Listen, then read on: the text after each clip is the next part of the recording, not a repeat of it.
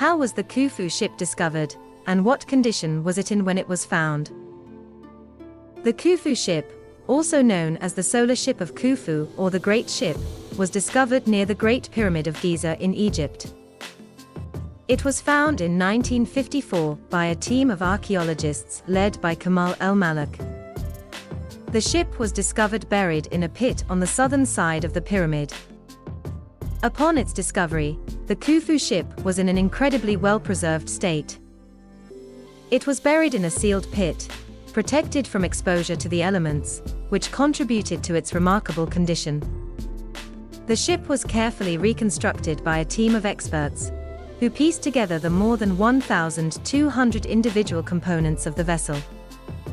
The Khufu ship is a ceremonial boat believed to have been built for the pharaoh Khufu, also known as Cheops, of the 4th dynasty of the Old Kingdom of Egypt. It is an impressive example of ancient Egyptian shipbuilding and craftsmanship. Today, the Khufu ship is housed in its own museum near the Great Pyramid of Giza.